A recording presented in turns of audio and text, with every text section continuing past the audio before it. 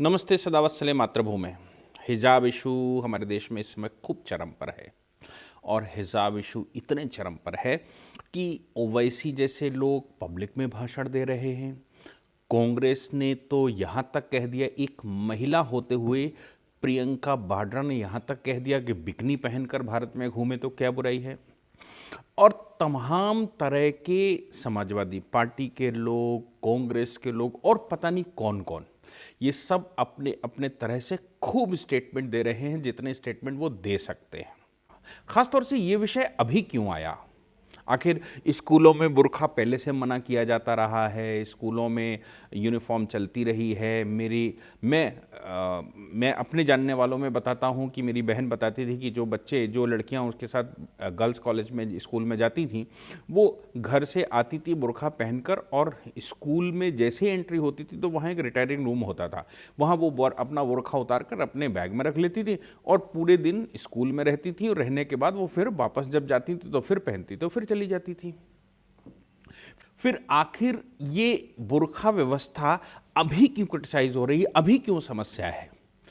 दरअसल उत्तर प्रदेश में चुनाव चल रहे हैं और इस चुनाव के दौरान कुछ डेटा ये कहते हैं कि मुस्लिम महिलाएं, खास तौर से उत्तर प्रदेश की वो गरीब मुस्लिम महिलाएं, बीजेपी के पक्ष में वोट करने वाली हैं। उसके 2-3 कारण हैं।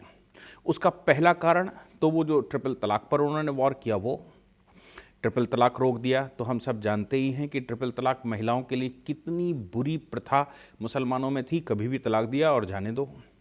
दूसरा, मेंटेनेंस की व्यवस्था और उस पर ट्रिपल तलाक में जेल की व्यवस्था कर दी।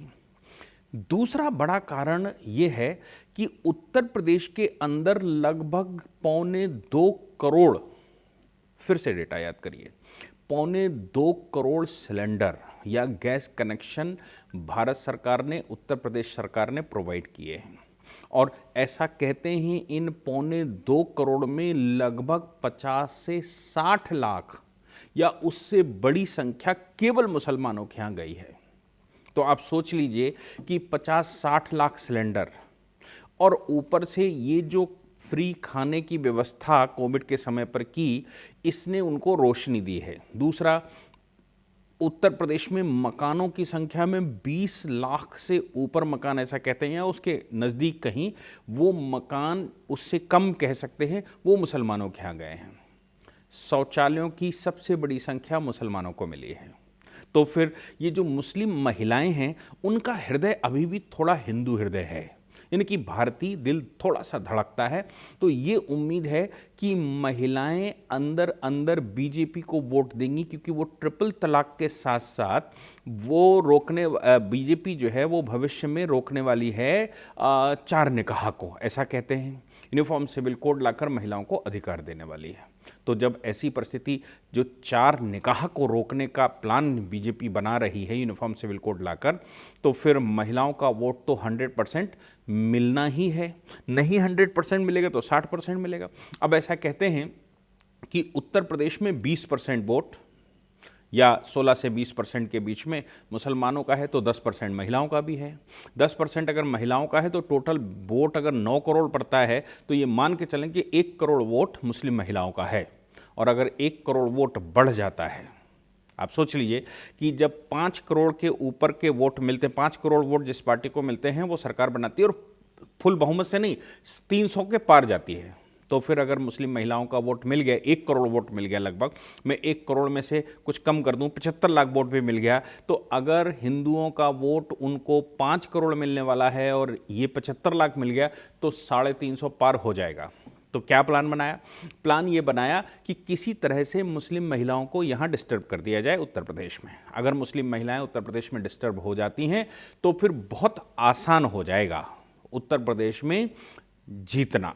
उत्तर प्रदेश में उनका जो अपोजिशन है उसका पलड़ा थोड़ा ठीक होने में, भारी की तो बात मैं नहीं कह सकता, लेकिन थोड़ा ठीक हो जाएगा, और बीजेपी जो प्रचंड बहुमत से जीत सकती है, जिसमें मुस्लिम महिलाओं को मिल सकता है।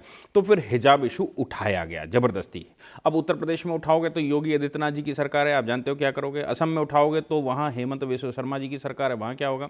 तो कर्नाटक से ये विषय उठाया कर्नाटक से विषय उठाकर और इस पर PIL डाली गई और कोर्ट में केस किया गया और फिर वो विवाद पैदा किया और वो आगे बढ़ गया। तो इससे क्या हुआ कि उत्तर प्रदेश में भी मुस्लिम महिलाओं के मन में जो सॉफ्ट कॉर्नर है वो सॉफ्ट कॉर्नर कहीं हार्ड कॉर्नर बदल जाए और चुनाव में ऐसी व्यवस्था हो जाए, खासतौर से पश्चिमी उत्तर प्रदेश जिसमें पहले चरण का परसों चुनाव, 2 दिन बाद चुनाव होने वाला है, और उस 2 दिन बाद जो चुनाव होने वाला है उसमें अगर ये लहर फैल जाए तो आप समझ सकते हैं कि पश्चिमी उत्तर प्रदेश मुस्लिम बहुल क्षेत्र है और मुस्लिम बहुल क्षेत्र में अगर मुस्लिम महिलाओं का वोट वो बचा ले पाए तो फिर एक बड़ा परिवर्तन, एक बड़ा दांव वो खेल पाएंगे। इसलिए ये सारा ड्रामा चल रहा है। लेकिन